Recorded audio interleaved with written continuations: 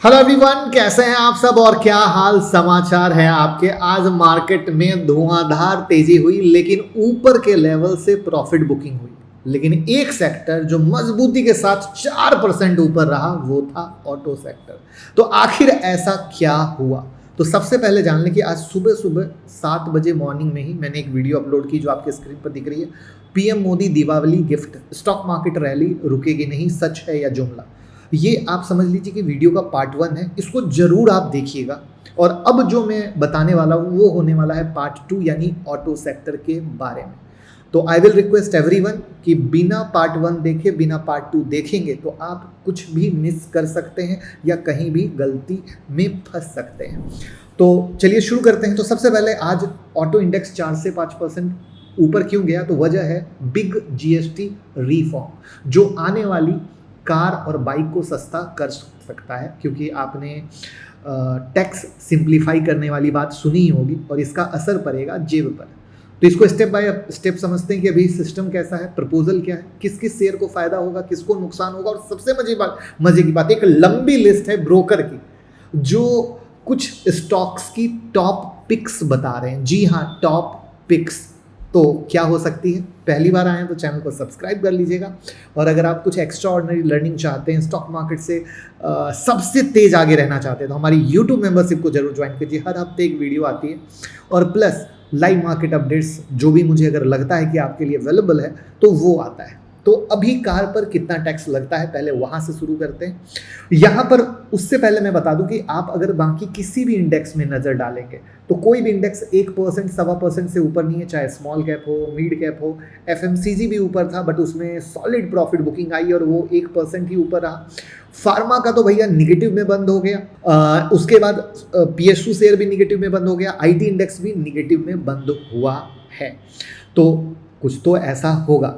तो वो कुछ ये है भैया कि स्मॉल कार जो 1200 सीसी पेट्रोल वाली जो कार होती है उससे नीचे पावर वाली, या 1500 सीसी डीजल वाली जो कार होती है या उससे नीचे वाली जो होती है, अभी उस पर 28% का जीएसटी है और 1% का सेस है, जो 29% यानी टोटल हो गया।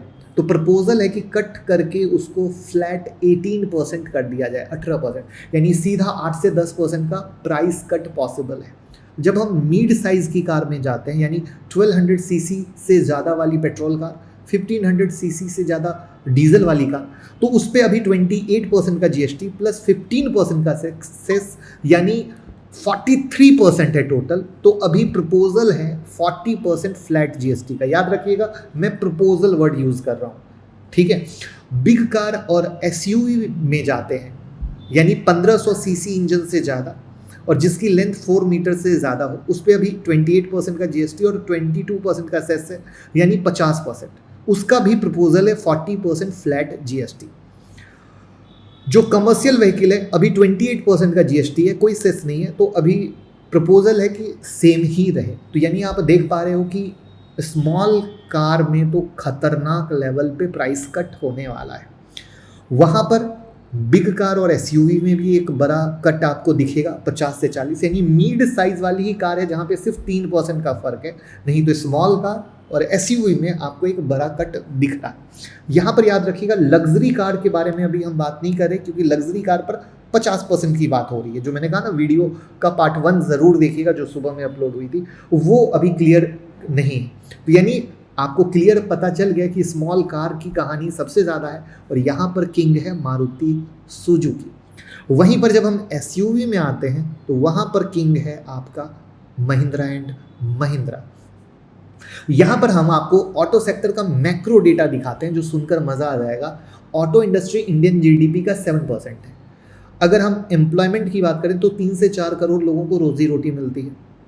फाइनेंशियल ईयर 2024 के पैसेंजर व्हीकल सेल की बात करें तो 41 लाख यूनिट सेल हुए हैं ऑन रिकॉर्ड। वहीं पर अगर हम 2 व्हीलर सेल की बात करें तो 1.7 करोड़ यूनिट सेल हुए हैं। तो प्रॉब्लम कहाँ थी? हाई जीएसटी के कारण गाड़ी महंगी होती थी तो डिमांड कहीं ना कहीं कम होती थी, उसके बाद भी ज़्यादा थी। लेकिन अगर रिफॉर्म आया जो कि दीपावली में है, तो डिमांड तो ऐसी दीपावली में रहती है, डबल डिमांड बूम हो जाएगी। क्लियर है? तो अब यहाँ पर फ़ायदा कैसे? तो विनर क्लियर कट कौन सा आ रहा है? स्मॉल कार तो सस्ती हो ही रही है, मारुति सुजुकी लीडर है। टू व्हीलर में आते हो hero MotoCorp, Bajaj, TVS, Eicher leader है। कमर्शियल में आ जाओ तो अशोक लेलैंड, टाटा मोटर लीडर है। अगेन हम कोई बाय सेल रिकमेंडेशन नहीं दे रहे, हम जो जहाँ काम कर रहा है उसको बता रहे हैं। एसयूवी में महिंद्रा एंड महिंद्रा आ रही है। अब यहाँ पर नुकसान किसको है? तो सरकार को है। शॉर्ट टर्म टैक्स का रेवेन्यू लॉस होने वाला है। ईवी मेकर्स में आइस कार सस्ती हुई तो जो ईवी का अडॉप्शन शुरू हुआ है वो कहीं ना कहीं ब्रेक लगेगा। लेकिन यहाँ पर एक मास्टर स्ट्रोक हो सकती है कि कुछ स्टेट रेवेन्यू लॉस रिकवर करने के लिए शायद रोड टैक्स बढ़ा दे।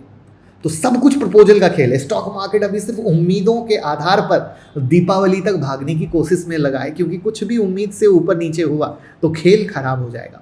और यहाँ पर जब ये रिपोर्ट आई, प्रपोजल आया, तो ब्रोकरेज हाउस की झड़ी लग गई। झड़ी का मतलब मॉर्गन स्टैनले कहते हैं कि भैया Ashok Leyland, Eicher motor, Mahindra and Mahindra, Maruti Suzuki मुझे अच्छा लगता है। जेफरीज कहते हैं कि hero motor, Maruti Suzuki, Bajaj auto, TVS हमें अच्छा लगता है और आइसर हमें स्ट्रॉन्ग बाय लगता है। नोमुरा कहते हैं Maruti Suzuki, hero, Ashok Leyland, Mahindra and Eicher हमें अच्छा लगता है। अब एक चीज़ गौर करो, जेफरीज और नोमुरा दोनों को आइसर से बड़ी मोहब्बत आ रही है। किसको किससे आ रही है मैं बताने की कोशिश कर रहा हूँ। IJ, Maruti, Ashok Leyland, TVS, Hero उन्हें अच्छा लगता है। सेमको, अच्छा हाँ, उन्हें महिंद्रा भी अच्छा लगता है। सेमको, हीरो, मारुति, एमएनएम, बजाज, टीवीएस अच्छा लग रहा है। एंजल वन वाले कह रहे हैं हीरो, मारुति, टीवीएस मोटर हमें अच्छा लग रहा है। लेकिन यहाँ पर एक हिडन बात है जिसको मैं लास्ट में बताऊंगा। समझ में आया? वो होने वाला है बहुत बड़ा खेल जो लोग समझ नहीं पा रहे हैं। पता है क्या, लोग खाली मेन हीरो को पकड़ते हैं। मैं हमेशा साइड हीरो में जाता हूँ क्योंकि पैसे साइड हीरो ज़्यादा कमा के देता है।